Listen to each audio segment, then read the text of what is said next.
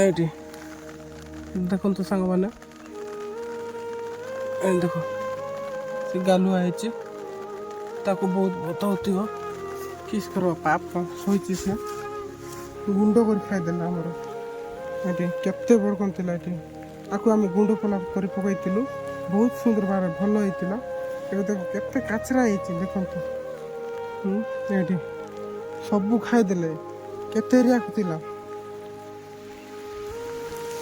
ଦେଖନ୍ତୁ ସାଙ୍ଗମାନେ, କେତେ ଏରିଆ ଏତିକି ଥିଲା ଦେଖନ୍ତୁ, ଏତିକି ପୁରା ମଇଁଷି ସବୁ ଖାଇଦେଲେ। ବହୁତ ଦୁଃଖ ଲାଗୁଛି। ଏବେ ଆମେ କୋଉଠୁ କଳା ଆନି କରି ଆମର ବେଡ଼ାରେ ଲଗେଇବୁ ଧାନ, ସେଟା ଭାବି ପାରୁନି ବୋଲେ ଏବେ ତ ମିଳିବା ଟାଇମ୍, ଲାଷ୍ଟ ଟାଇମ୍ରେ କେଉଁଠି ବଳିଥିବ ବୋଲି ତ ମିଳିବ। ହଁ ସାଙ୍ଗମାନେ, ଆପଣମାନେ କେମିତି ଅଛନ୍ତି? ବହୁତ ଭଲ ଥିବ। ଦେଖନ୍ତୁ ଆଜିର ଭିଡ଼ିଓଟା ତ ଆମର ମାମୁଁ ଦେଖନ୍ତୁ, ଧାନ ବୁଣିବ, ତାପରେ କିଛି କଥା ନାହିଁ, ଆଜି ଚକଡ଼ି ବନେଇଛି। ଆମର ମାମୁଁ ଏଠି ଧାନ ସେ ବୁଣିବ, ସେଠି ଉପରଟାରେ ମୁଁ ବୁଣିଲି ଗୋଟେ, ତାପରେ ଏଠି ମାମା ବୁଣିବ ସେପଟେ ସେପଟେ। ଆମର ମାମା ବୋଲେ ବୁଣିଲେ ଉପର ସରିଗଲା, ଏଇଟା ଲାଷ୍ଟ ଫାଇନାଲ୍। ତ ଗାଇସ୍ ଚାଲନ୍ତି ଏବେ ଧାନ ବୁଣିବ କେମିତି ଆମର ଚାଷୀ ଭାଇମାନେ ସବୁକେ ଜୁହାର। ମାମା ଭଲସେ ବୁନ୍।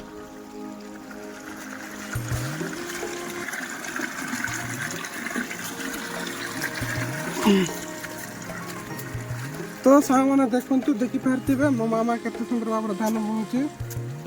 ବାସ୍ ବହୁତ ସୁନ୍ଦର ଭାବରେ ବର୍ଷା ହେଉଛି ଟିକେ ଟିକେ ସାଙ୍ଗମାନେ, ଆପଣମାନେ ଦେଖିପାରୁଥିବେ ବହୁତ ବର୍ଷା ହେଉଛି।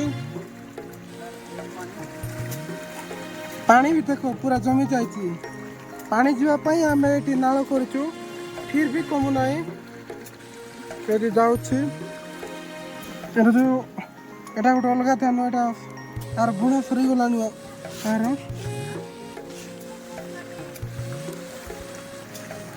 ଏଇଠି ଆମର ରାସ୍ତା, ସେ ଘାସ କାଢୁଛି।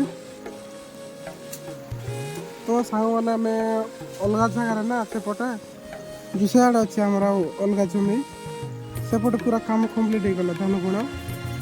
ଆଉ ଏଇଟା ଅଛି ନା, ଏଇଟା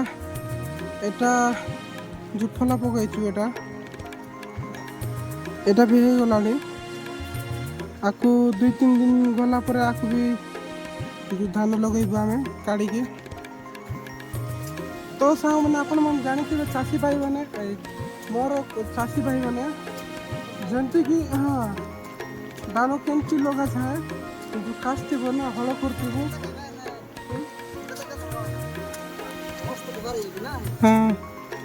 ତ ଗାଇସ୍ ଆମର ମାମାକୁ ଦେଖେଇବି, କାହିଁକି ସେ ଆମର ଭିଡ଼ିଓରେ ପ୍ରତିଟି ଭିଡ଼ିଓରେ ଆସିବାର ଅଛି, ମାନେ ମୂଳଠୁ ଶେଷ ପର୍ଯ୍ୟନ୍ତ।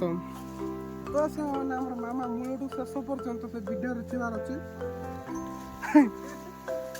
ବହୁତ ବର୍ଷା ବି ହେଉଛି, ଚପଲ ପୁରା ଏଇଠି ଲାଗିଯାଇଛି ମାଟିରେ ପୁରା ଲାଗିଗଲା। ମୋର ମୋବାଇଲ ବି ସାଙ୍ଗମାନେ ଭିଜି ଗଲାଣି, ଭିଡ଼ିଓ ବନେଇ ଅଧା ହେଇଗଲା। ପାଣି ପଶିଗଲେ ତ ଗଲା 40,000 ମୋବାଇଲ।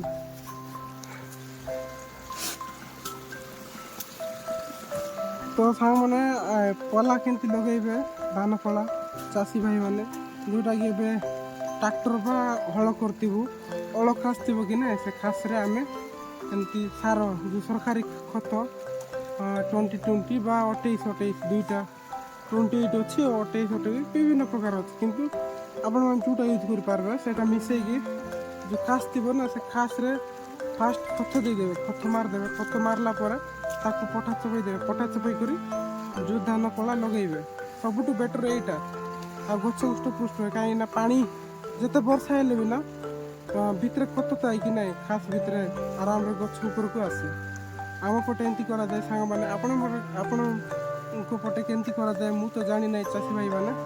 ଆମ ପଟେ ପ୍ରାୟ ଏମିତି କରନ୍ତି, ଯେଉଁ ହଳ କରିଥିବେ, ହଳ କଲା ଜାଗାରେ ଏଇଠି ସାଙ୍ଗମାନେ ଆମେ ମନେକର ଏଇଟା ହଳ କରିଥିବୁ ବୋଲେ ଆକୁ ଆର ଉପରେ ପଟା ଚପେଇବି ନାହିଁ, ଫାଷ୍ଟ ହସ ଲଗାଯାଏ, ହସ ମାରାଯାଏ, ସରକାରୀ ସାର ମାରିଲା ପରେ ତାକୁ ପଟା ଚପାଯାଏ। ପଟା ଚପେଇଲା ପରେ ତାର ଉପରେ ଯେଉଁ ଆମର ଧାନ ପଳା ଥିବ ସେଇଟା ଲଗାଯାଏ।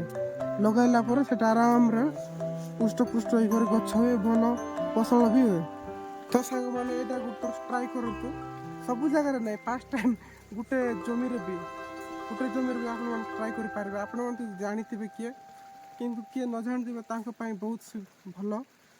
ତ ସାଙ୍ଗମାନେ ଏବେ ବର୍ଷା ଦିନ ନା ଆମର, ତ ସାଙ୍ଗମାନେ ବହୁତ ଦୁଃଖ ଲାଗୁଛି କାହିଁକିନା ଏଇଟା ଅଛି ନା, ଏଇଟା ପରେ ପକାଇଥିଲୁ। ମୁଁ ଆପଣମାନଙ୍କୁ ଦେଖେଇବି, ସେପଟେ ଅଛି, ସେପଟେ ସାଙ୍ଗମାନେ ଆମେ ପକାଇଥିଲୁ କି ନା ପଲା ବହୁତ ଏରିଆକୁ ଧରିକରି ଟିକେ ଅଧିକ ଟିକେ ଲଗାଇ ଯେଉଁଠି ପକାଇଥିଲୁ ସେଠି ଆମର ସେ ଗାଈ ଖାଇଦେଲେ। ସାଙ୍ଗମାନେ ବହୁତ ଦୁଃଖ ଲାଗୁଛି କାହିଁକିନା ଆମେ ସରକାର ଦାନ ଯେଉଁ କିଣି ଆଣିଥିଲୁ ମିନିମମ୍ 3,000 ଖଣ୍ଡେ 3,000 ଟଙ୍କା ଖଣ୍ଡେ ଲାଗିଥିଲା ଆମକୁ କିଣି ଆଣିବା ପାଇଁ। ସେ ଦାନ ଖାଇଦେଲା, ବହୁତ ଦୁଃଖ ଲାଗୁଛି ସାଙ୍ଗମାନେ। ମୁଁ ଆପଣଙ୍କୁ ଦେଖେଇବି ସେ ଦାନ କେତେ ଏବେ ଛୋଟ ଅଛି। କାହିଁକିନା ଦେଖନ୍ତୁ ଏଇଟା ପଛେ ପଲା ପକାଇଲାଟା, ସେଇଟା ଆଗରେ ପକାଇଥିଲୁ, ବହୁତ ଖାଇଦେଲା। ଚାଲନ୍ତୁ ମୁଁ ଆପଣମାନଙ୍କୁ ଦେଖେଇବି।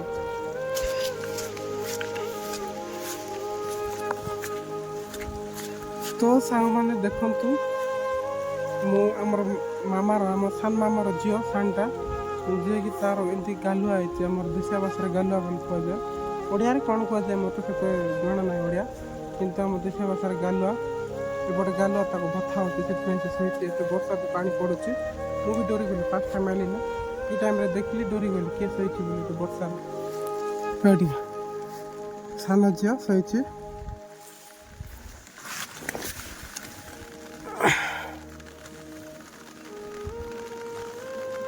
ଏଇଠି ଦେଖନ୍ତୁ ସାଙ୍ଗମାନେ, ଦେଖ ସେ ଗାଲୁଆ ହେଇଛି, ତାକୁ ବହୁତ ବତଉଥିବ। କିସ୍ କର ପାପ ଶୋଇଛି ସେ ଛତା ପକାଇକି। ପାଣି ବି ଦେଖନ୍ତୁ, ପାଣି ବି ପଡ଼ୁଛି। ସେତେବେଳେ ପାଣି ଅଧିକା ପଡ଼ୁଥିଲା, ଏବେ ପାଣି ସେତେ ପଡ଼ୁନାହିଁ। ସେତେବେଳେ ବହୁତ ପାଣି ପଡ଼ୁଥିଲା। ସେ ଶୋଇଥିଲା, ମୁଁ କ'ଣ ଏମିତି ଶୋଇଛି ଏତେ ବର୍ଷାକୁ ବୋଲି ଭାବିଲି। ତାକୁ ପଚାରିଲେ ସେ କିଛି କହି ନାହିଁ, କିଛି ନାହିଁ ବୋଲା ମୋତେ, ସେତିଆ କହିଲା, କିଛି ନାହିଁ ଶୋଇଛି ଖାଲି ବୋଲି। ଦେଖିଲା ବୋଲି ପଚାରିଲୁ, ମାମାକୁ ପଚାରିଲୁ, ସେ ଗାଲୁଆ ଆମର ମାମାକୁ ପଚାରିଲେ ତ ଆମର ତାକୁ ଆମର ଶାଶୁ ତାକୁ ପଚାରିଲା, ସେ କହିଲା କି ଗାଲୁଆ ବତା ପାଖରେ ଶୋଇଛି। ଘରେ ଶୋଇବା କଥା, କିନ୍ତୁ ଘରେ କିଏ ନାହିଁ, କିସ୍ କର ଆମର ଘରେ କାହା ସହିତ ଥିବ, ସେଥିପାଇଁ ଆସିଛି। ଆରେ ଚାଲନ୍ତୁ ସାଙ୍ଗମାନେ ଦେଖେଇବି, ଆମର ଧାନ ଫଳ ଘାଇ ଖାଇଦେଲେ।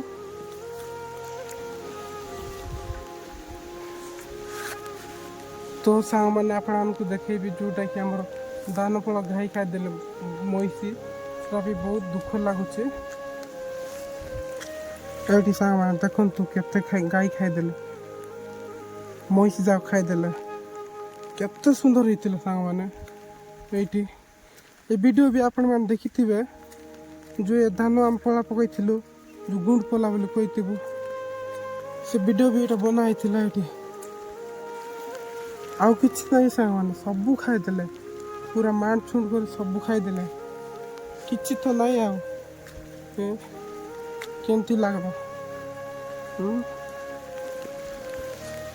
ତ ସାଙ୍ଗମାନେ କେମିତି ଲାଗବ କୁହ ତ? 3,000 ଟଙ୍କାର ଧାନ, 3,000 ଟଙ୍କା ଧାନ କିଣି ଆଣିକରି ଏଇଟା ଧାନ ପଣା ପକାଇଥିଲୁ।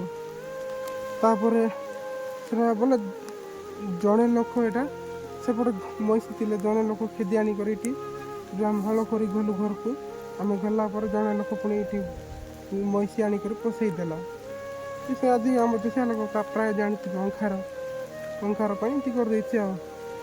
ଉପରବାଲା ଜାଣିଛି, ଯାହାର କର୍ମକୁ ସିଏ ଫଳ ଖାଇବ। ତ ସାଙ୍ଗମାନେ ବହୁତ ଦୁଃଖ ଲାଗୁଛି। ଏବେ ପ୍ରପାର ଟାଇମ୍ରେ ଅସୁବିଧା ହେଲେ କ'ଣ କରିବ କୁହ? ଏବେ କାହାକୁ ଧାନ ଫଳ ମାଗିବାର ଅଛି? ଆମେ ଏଇଠି ସବୁ ପୁରା ଗୁଣ୍ଡ କରି ଖାଇଦେଲା ଆମର। ଏଠି କେତେ ବଡ଼ କ'ଣ ଥିଲା, ଏଠି ଆକୁ ଆମେ ଗୁଣ୍ଡ ପଲା କରି ପକାଇଥିଲୁ, ବହୁତ ସୁନ୍ଦର ଭାବରେ ଭଲ ହେଇଥିଲା।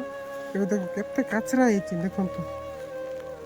ଏଇଠି ସବୁ ଖାଇଦେଲେ, କେତେ ଏରିଆକୁ ଥିଲା ଦେଖନ୍ତୁ ସାଙ୍ଗମାନେ, କେତେ ଏରିଆ ଏତିକି ଥିଲା ଦେଖନ୍ତୁ।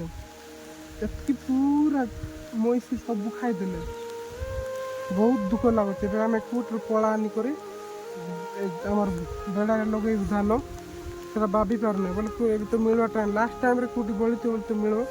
ଆକୁ ହିଁ ଟିକେ 2 ଦିନ ଜଗି କରି ଆମେ ଏଟା ଲଗେଇ ଦେଇଥାନ୍ତୁ, ଖାଇଦେଲେ। ମିନିମମ୍ ଖାଇକି ଗୋଟେ 2 ଦିନ ନା 3 ଦିନ ହେଇଛି।